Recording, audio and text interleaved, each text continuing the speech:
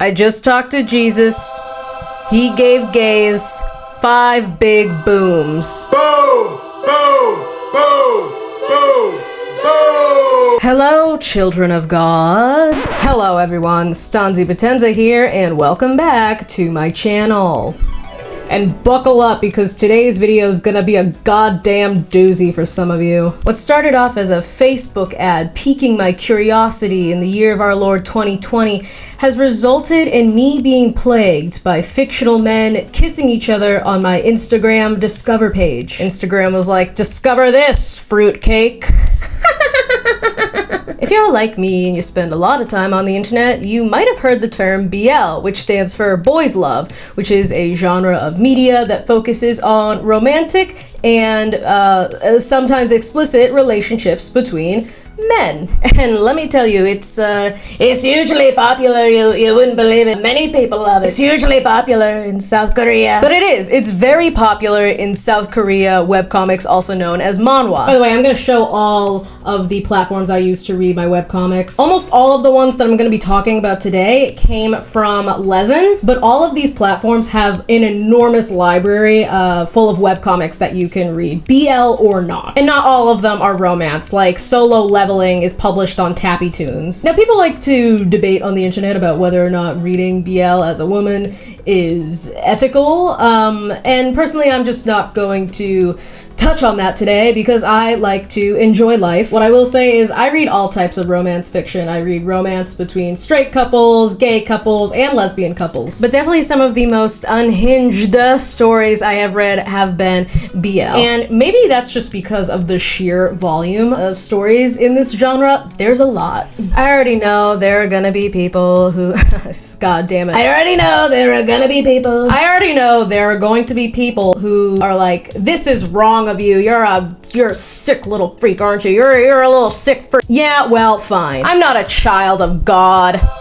Ah, son of a bitch. Listen to me, my children. If you use me as a moral compass, you'll end up capsizing down the line. So if you don't think that this video is gonna be for you, that's fine. But that's a you problem and not a me problem. And another thing, let me just say, not all of these stories are weird or toxic. I think the genre gets a bad name sometimes because a lot of the popular ones that people talk about a lot are weird and toxic, but some of these stories are really well done, in my opinion. Like Nerd Project, which might be my favorite at this point, as well as No Moral and Semantic Error. All 3 of those stories are consenting adults with no red flags. Spectacular. Give me 14 of them right now. A lot of these stories, though, I like watching videos of horrific car crashes. It's awful, it burns your eyes, and yet you can't look away. And sometimes you rewatch it 1 to 10 times. Also, another thing, let me just say, no hate to the authors or the readers. I'm not here to shame anyone or clutch my pearls, but speaking of pearls, let's start with our first story, Pearl Boy. Now, this is one of the first stories I read that had me like, wait. The plot centers around 2 men, one named Doshik and the other named Juha. Also, apologies in advance if I butcher any of these. Doshik is seeking refuge in a small town by the sea after a pretty nasty breakup with his ex, and he ends up going to a clam shop, and that is where he meets Juha working there. They chat for a little while. Doshik is clearly hitting on Juha. He ends up dining and dashing, but when he comes back later to pay his bill, he happens upon a very lewd scene. Juha is being pimped out to the slimy, touch-starved men in town by another character named Pilwan. This is happening because Juha has a very special ability. He can ejaculate pearls. That's right, he comes pearls. Yeah, you heard that right, folks. Juha can pearls, and Pilwan is pimping him out so that he can extract the pearls and sell them. Imagine finding out that you're wearing pearls made of cum. Oh my gosh, honey, I love them! Only the best for my girl. They're so beautiful. How were you able to afford these? Easily. All I did was jerk off. What? Yeah, these are cum pearls. All I did was just, jerk off and... honey, I'm taking the kids and I'm staying with my sister. Oh, come on. Don't you think you're overreacting? No, I'm taking the kids and I'm staying with my sister! Now, if it were me, You wouldn't have to pimp me out. Hey boss, guess who's back? Oh my god, again? Got another load for you, if you know what I mean. No, we can't buy any more pearls from you. What? Why? What are you talking This about? week alone, you brought us 11,000 pearls. You're coming so much that the value of pearls has dropped by 70%. The industry's in shambles. What would you have me do, huh? Stop beating your meat, you maniac. Some of you might be asking, did you buy these pearls for this specific bit? And the answer to that question is yes. This is a business expense.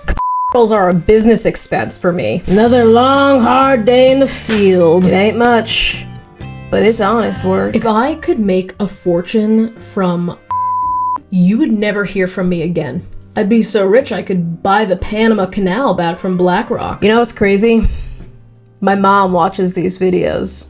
All right, moving on. The story follows Doshik trying to save Juha from this life of suffering and and honestly, I was reading this one for a while, but I ended up dropping it because I just don't love stories where the author needlessly tortures the main character for no reason. And I do like to read darker stories, but I don't want to read a story where a character that I'm supposed to be rooting for is just tortured over and over and over again. Last thing I'll say is thank God Juha was a bottom, because I can't imagine what it must feel like to have pearls shot up your ass.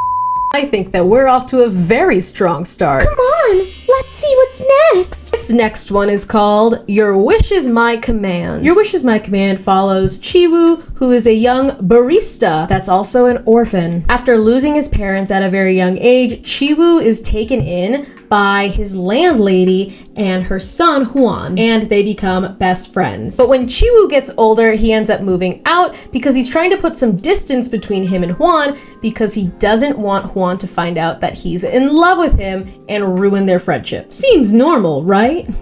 Wrong! Chiwoo ends up buying a dildo online, like you do, and when it arrives, he opens the package and the dildo turns into a magical creature, and it tells Chiwoo that they have to join forces, and Chiwoo has to become a magical Sailor Moon type guardian prince to fight off the dark forces. And once all of the darkness is defeated, the dildo creature will grant Chiwoo a wish. And obviously Chiwoo's wish is to be with Huan. You might be thinking this is crazy, but it doesn't stop there. Because these monsters that Chiwoo has to fight aren't just trying to kill him. They're also trying to him. Sign me up. And in the name of my gaping hole, I'll seduce you. Wow, I can't believe I don't have a wand prop. This is just a sacrificial knife. Pathetic. Honestly, I didn't hate this one. This one wasn't my favorite. It's definitely very silly, but I have read other works by this author and I do like their other stories. My mom is probably still watching. You know, some of her coworkers watch my stuff. I can't imagine. Imagine you get a message on Slack and someone's just like, loved your daughter's video on tentacle porn last night. Tell her to keep up the good work. Oh well. Oh well. You know, I could be on crack. I could be selling crack. Or murdering people. Or murdering people on crack. So what's a tentacle do? We can move on. Okay, folks, let's keep this party going. This next one isn't actually a manhwa, it's a manga, and it's called by My Best Friend. Sounds pretty straightforward, but it's anything but straight. Two best friends named Shion and Rui go to the beach one day to hit on girls. Rui has a lot more luck when it comes to women, and that makes Shion very competitive. While they're at the beach, Shion is stalked by a girl we assume is someone that he wronged in the past, and she ends up drugging him. And Shion consumes a substance that turns him into a girl. Shion took the substance. Remember, you are one. Shion's in a dressing room like, what the is happening right now? Why do I have tits? And then Rui enters, and he starts hitting on Shion in his girl form. There's a whole lot of like, Oh, no, we can't. What? No, that's not, what?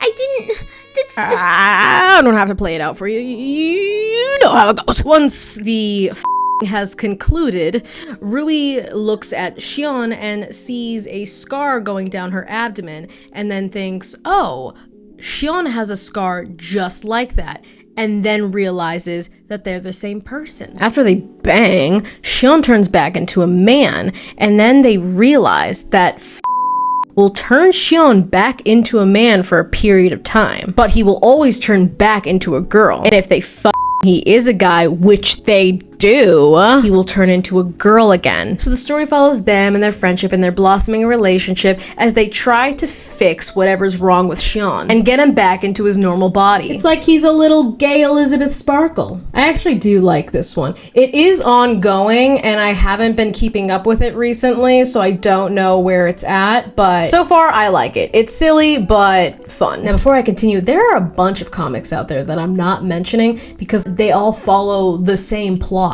Like the CEO, mob boss, love triangle situation. It's like the main character is a struggling artist with a lot of financial issues. And they have this enormous debt that's being collected by a sexy loan shark. And he's like, you can lower your debt by selling me your body. And then one day, a wealthy man comes along, or even the CEO of the main character's entertainment company. And he's like, hey, I'm gonna be your sponsor from now on. All you gotta do is me, and I'll cover all of your expenses. It's a reoccurring plot, and yet I'll have what she's having. Aw, the CEO and the loan shark wanna have their way with me.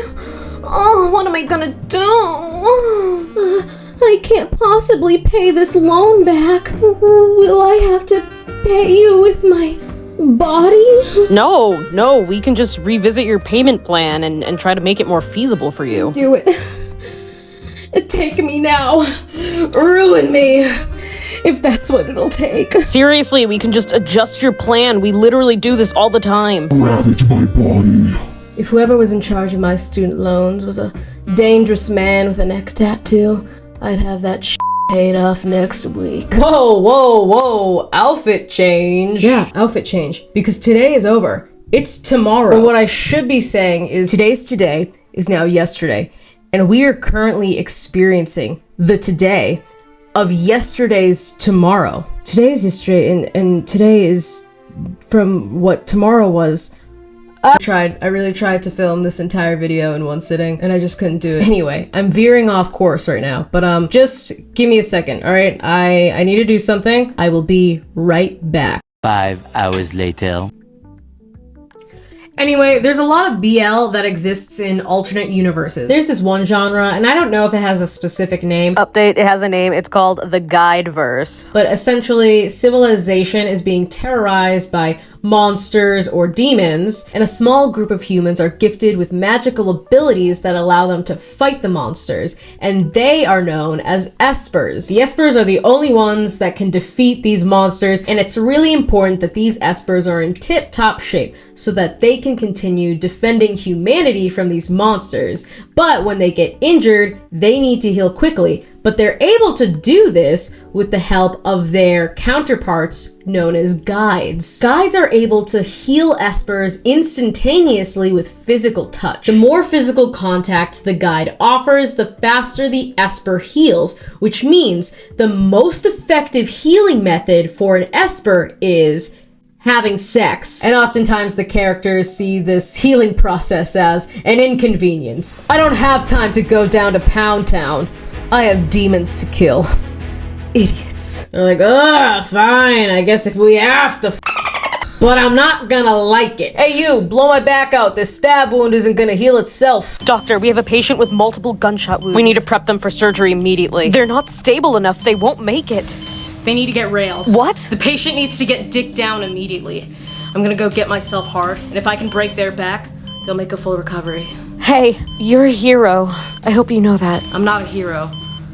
I'm a doctor. I just consider the genre as a whole an honorable mention. But I couldn't make this video without talking about the #1 trope that plagues the BL genre. I know some of you see where this is going. Ladies and gentlemen, please welcome the Omegaverse.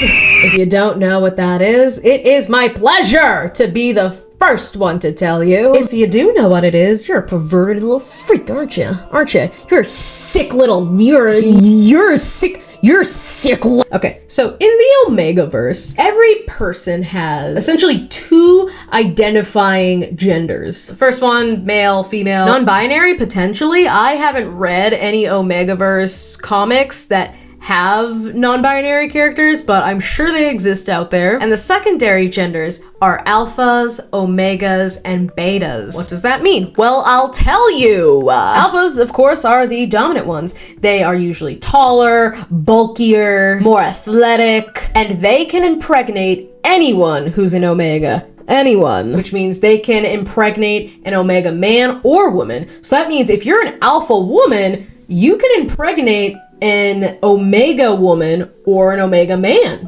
Omegas are the counterparts to alphas. They're more submissive. They're usually described as feminine and dainty. Although in a lot of these stories where the main character is an omega, they actually look more like an alpha. And sometimes they actually pretend to be alphas because in some of these stories, omegas are actually discriminated against in society and taken advantage of by the alphas. So sometimes if an omega can get away with being portrayed as an alpha, they'll just kind of hide their identity like that until the day comes where they forget to take their heat suppressants and their pheromones start running wild. Pheromones? Why, yes. Alphas and omegas give off pheromones to attract each other, and they often accidentally give off pheromones if they've forgotten to take their suppressants. Alphas go into a rut and omegas will go into heat when one of them is overwhelmed by the other's pheromones, or during certain times of the month. During these times, they basically lose their goddamn minds, and they're like, I need to now! It's very aggressive and animalistic. During these times when an omega is more likely to get pregnant as well. That's why it's important to always take your pheromone suppressants. What has my life come to? And here's something fun that you can do for no reason. Next time you're out with a friend, gasp really loudly. Cover your mouth, almost as if you're about to gag and start to falter. And then when your concerned friend asks you what's wrong, just go, I forgot to take my heat suppressants. I will never forget the first time I came upon my first Omegaverse webcomic, and I was like, what the f***? Now, I'm sure you must all be wondering, what about betas? Well, the beta is you.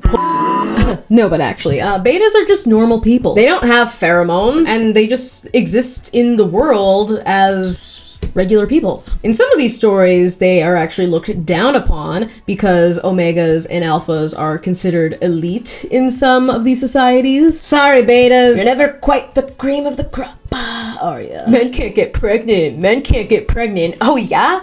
Tell that to my submissive and breedable dominant omega cousin who went into heat last week and nodded with a dominant alpha and is now super pregnant. I bet you feel pretty fucking stupid right about now, don't you? Don't you? I bet you feel pretty fucking stupid. Now in some of these stories, they like to mix things up a little bit. Sometimes you'll get alpha on alpha romance, or alpha on beta romance, or beta on omega romance. And to that I say, go forth. Love is love.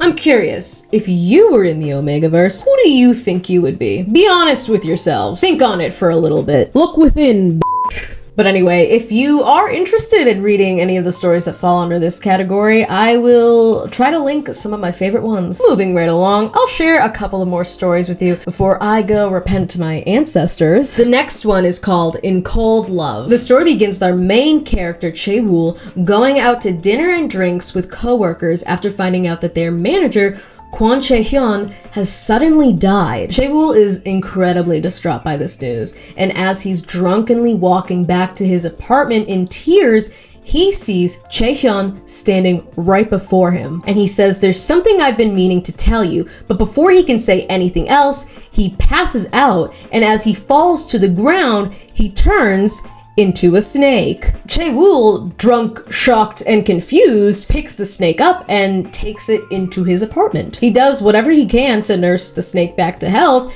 and when the snake eventually does regain consciousness, he's just acting like a normal snake. He's just acting like how a normal snake would. And Chae-wool's kind of just like, is this actually my smoke show of a boss, or like, is this just a snake that I brought into my house? But at some point, the snake transforms back into Chae-hyun. No thoughts, completely naked. He's still acting like a snake, as in, you know, he's not talking. He doesn't have any memories. He can't speak. So Chae-wool is trying to learn how to communicate with him while also taking care of him because he's still not fully healed yet. And after Chae-hyun recognizes how diligently Chae-wool is taking care of him, when he turns back into his snake form, his demeanor is completely different. He's like a little snake puppy. And then we get blessed with one of the cutest little drawings I've ever seen. That snake would absolutely make Walter Goggins' White Lotus character swoon. The story continues with Chae-wool trying to teach Chae-hyun how to communicate, as well as trying to learn how to turn him back into a full human with all of his memories, while Chae-hyun goes back and forth from turning into a hot, sexy man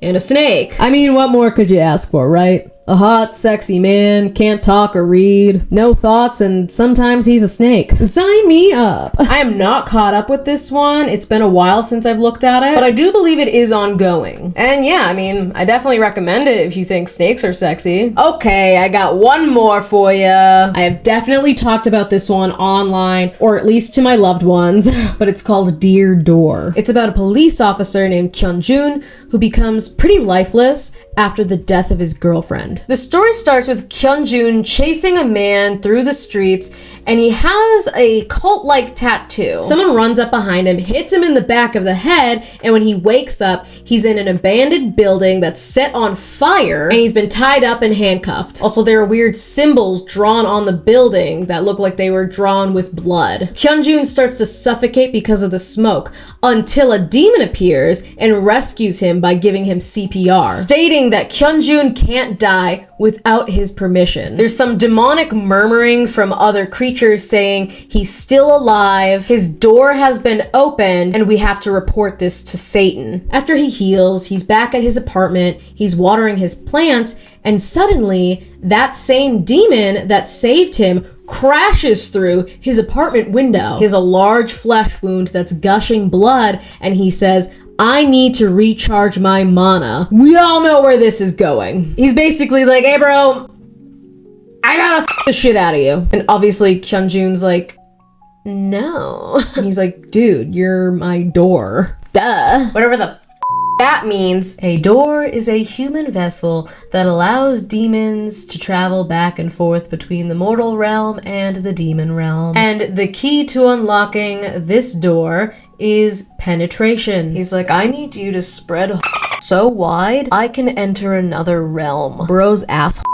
is literally otherworldly. If fuck could transport me to another location, I would be getting impaled every day. I would save so much on Uber. I mean, a world where I don't have to worry about LA traffic. Oh my god. The plot is basically Kyun-jun and Lord Kane the Demon working together to stop Satan's army, while Kyun-jun acts as Lord Kane's door so that he can go in and out of the mortal realm. Little did they know the real door was the door to each other's hearts. I did read this one in its entirety, and I actually enjoyed it. Obviously, it's a little silly.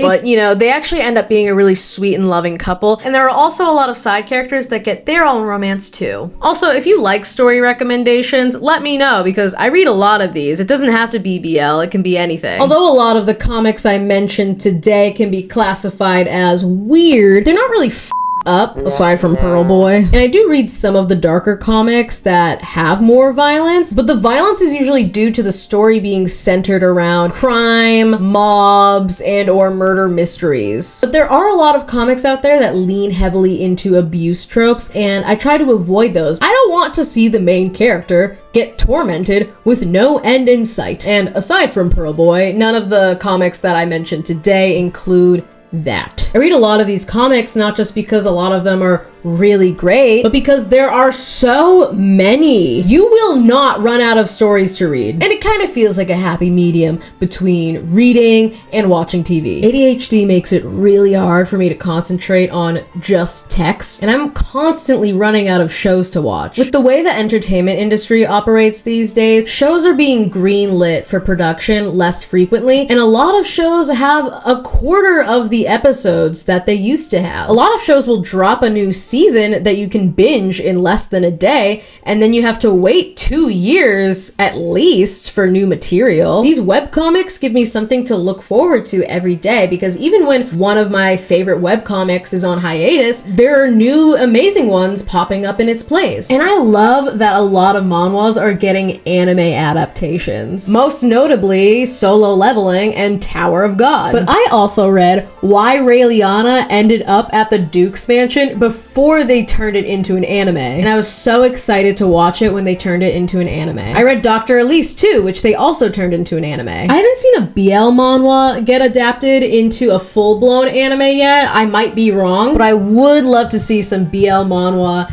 anime adaptations, because a lot of these stories are genuinely very sweet, and they don't need to rely on smut to carry the stories because the plots are solid and the characters are well written. When I was 10 years old, I watched the anime Gravitation for the first time ever. I know some of you are definitely familiar with Gravitation, but for those who aren't, it's the story of Shuichi Shindo, the starry-eyed frontman of a new band called Bad Luck, who falls head over heels for the dark and stormy renowned author Iri Yuki. And when I started watching it, I was hooked. I was rooting for them so hard, and I also loved the music that they played on the show. And since then, we have gotten a lot of great BL anime. But if I could see any BL manhwa turned into an anime, I would love to see Nerd Project or No Moral. They're both enemies to lovers, which is one of my favorite tropes. But they're so good, and the characters are so cute together. While we're on the subject of queer anime though, we do need some more GL representation, because it is severely underrepresented. Now, while a lot of these stories are silly and whimsical and offer an escape from reality, a lot of these stories also serve as a reminder of both the internal and external hardships of homophobia, as well as the absence of gay rights across the globe. While many of these stories might take place in alternate realities, most of them, I would say, do take place in Korea. So a lot of times you do see some of these characters struggling with their identity, whether it comes from their own internalized bias, or it's rooted in fear of being perceived by a society with traditional values, or fear of losing one's support system. Some of these characters have to go through the process of mourning the life they thought they would have, which consisted of marriage and children, in order to embrace who they truly are. And obviously accepting yourself is a beautiful and powerful thing, but also letting go of who you were or who you thought you would be is scary and difficult, especially when your true identity could make you a potential social pariah. And sometimes we even see some of these characters moving internationally, or just having a wedding ceremony out of the country just so they can have that experience,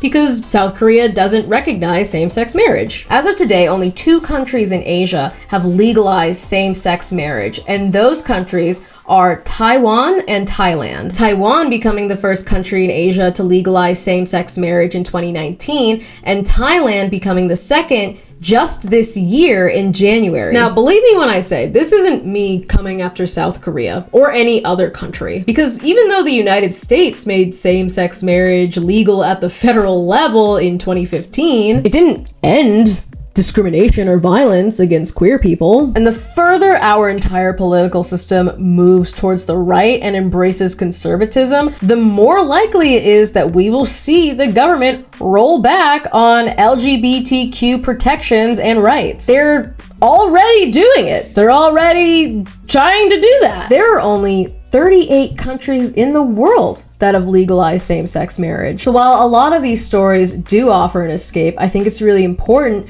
when the author reminds the readers of the reality that queer people face and the trials that they have to overcome in the name of love and acceptance. It's why I think the mere existence of some of these stories, some of them, is really important. People ask a lot of times, why do women read BL, especially straight women? And there's probably a lot of reasons, not all of them good. But at the end of the day, women do dominate the romance genre. They just do. And yeah, there are a lot of sick, perverted freaks out there. But I do think it's important for non-queer people to engage with queer media. That is one method of normalizing queer love across the globe. Because while there are genuinely a lot of hateful people out there, there are also a lot of people that just have a fear of the unknown. And perhaps if they were exposed to queer stories and people, they would have a change of heart. Which means queer people need more representation in the media. Like I said earlier, I watched Gravitation for the first time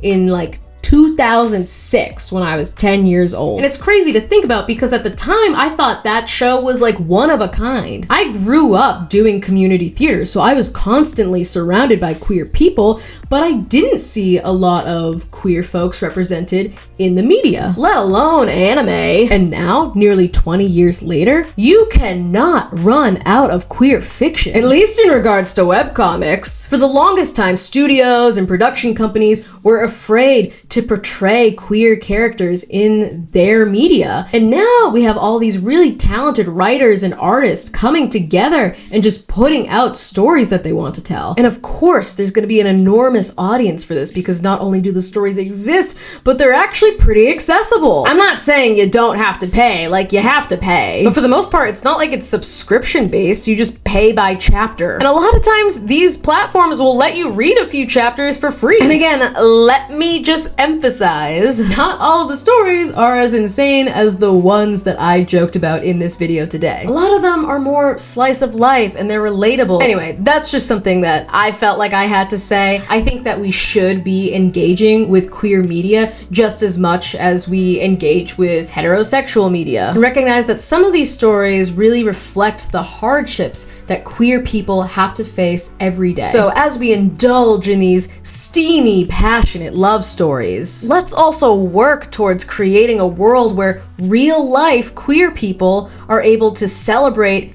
and pursue their own love stories. Hopefully one day we will live in a world where everyone is just like, hey gay, you're okay. Especially you, China. Yeah, I'm talking to you, China. I need you to ease up on those censorship rules so I can see these two kiss. Huasheng has only been waiting 800 years to find his bae. Show some goddamn respect! You're so lucky my boy is holding me back right now, China. I swear to God, China. I'm cool.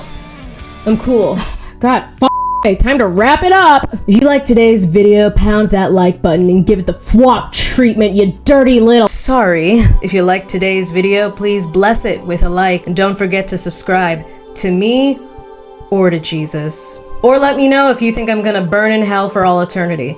But subscribe beforehand. Alrighty, thank you for watching, and I will see you on the next one. Bye-bye!